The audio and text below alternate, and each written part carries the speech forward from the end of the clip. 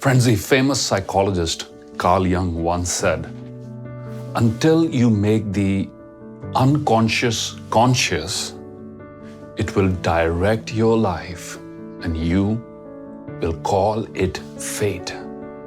Powerful words, worth repeating. Until you make the unconscious conscious, it will direct your life and you will call it fate.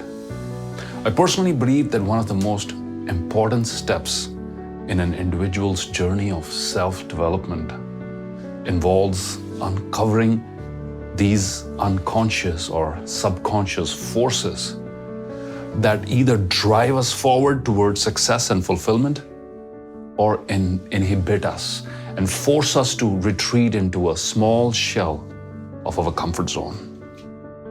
This self-introspection involves overcoming past conditioning that is either self-acquired or handed down by others. This conditioning could be parental, social, coming from peers, or personal negative past experiences such as rejections, hurts, setbacks, and disappointments. Unless we become aware of these powerful subconscious forces, we won't be able to master them. We won't be able to overcome them. We'll remain at their mercy, as Carl Jung said, and call this helplessness fate. Therefore, 3 steps are very important. Number 1 is to become aware of these forces. Number 2 is to assess the impact of these limiting beliefs. And number 3 is to challenge these self-limiting beliefs. Pause and ask yourself, do I hate wealthy people because society told me that large amounts of money can only be earned illegally? Because I was constantly told by others that wealthy people are crooks, all wealthy people are crooks and frauds? Is that why I hate wealthy people? Is that why wealth stays away from me? Pause and ask, do I hesitate talking to strangers because I was constantly told as a child, strangers are never to be trusted, don't trust strangers, don't go near strangers? Pause and ask, am I afraid to commitment in relationships because I was betrayed by my ex? And I anticipate that is going to happen again in every single relationship in my life? Pause and think. Once aware, you can now challenge these beliefs, these self-limiting beliefs through meditation, through affirmations, and by following new patterns of thoughts and habits. You see, my friends, animals don't have this privilege, or even the mental faculties to pause, think, reassess, and challenge their self-limiting beliefs. Therefore, to mentally grow or transform, animals do not have this privilege. There are a couple of interesting stories floating on the internet to drive this point home that I'd like to share with you. The first one goes about the shark experiment. It is said that during an experiment, now these are stories, right? During a certain experiment, a marine biologist placed a shark into a large holding tank and then released several small bait fish into the tank.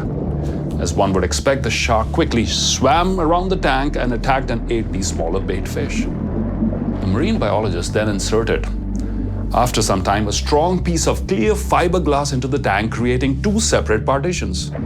She then put the shark on one side of the fiberglass and a new set of bait fish on the other. Again, the shark quickly attacked. This time, however, the shark slammed into the fiberglass divider and bounced off.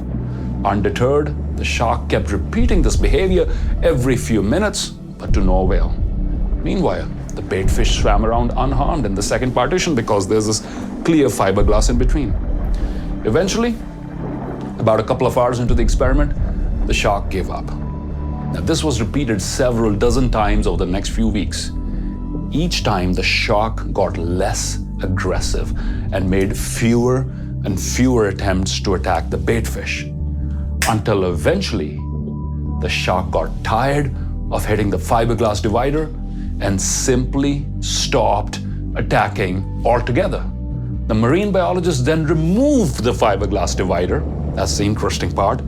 But the shark still did not attack. The shark was now mentally conditioned, trained to believe that a barrier existed between the shark and the bait fish.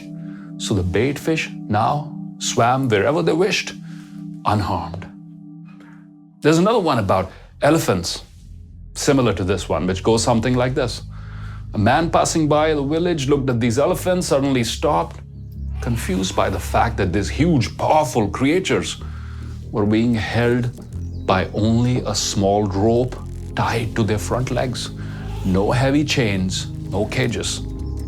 It was pretty obvious that the elephants could at any time break away from these bonds, but for some reason they chose not to.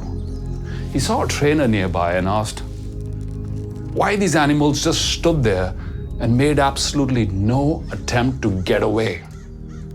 Well, said the trainer, when they're very young and much smaller, we use the same size rope to tie them, and at that age, it's enough to hold them. As they grow up, they're conditioned.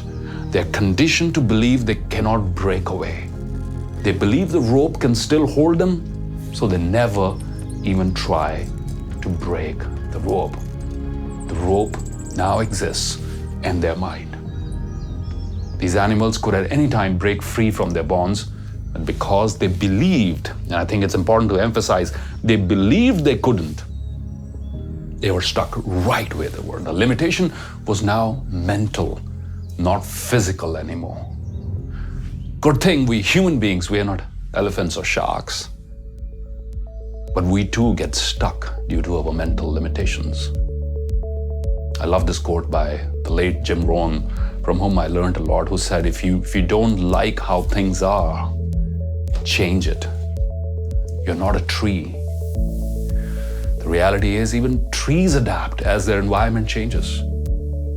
Human beings, my friends, are the only species who have this powerful gift to change their lives by changing their thoughts and beliefs. Better beliefs lead to better thoughts. Better thoughts lead to better feelings. Better feelings lead to better actions. So the root cause to improve your life, that is actions, is actually 4 layers deep. Perhaps you'll agree with me, there are days when you wake up and you feel you could conquer the world, and there are days when you're full of self-doubt. What's happening is, what's different, it's not your educational degree remains the same, everything remains the same. The people that you're working with, all the external things remain the same. What's changed is your thought patterns, the conversations in your head. Better beliefs lead to better thoughts. Better thoughts lead to better feelings. When you feel good about yourself, you make better decisions. It leads to better actions, right? So try to spend some time with yourself to go these few layers deep so you can actually uncover these unconscious or subconscious forces, as Carl Jung was talking about, and see what's driving you, and then take charge and take your life in the direction that you want to take it. Change your beliefs, you can change your life. This was Simarjeet Singh. Thanks for tuning in.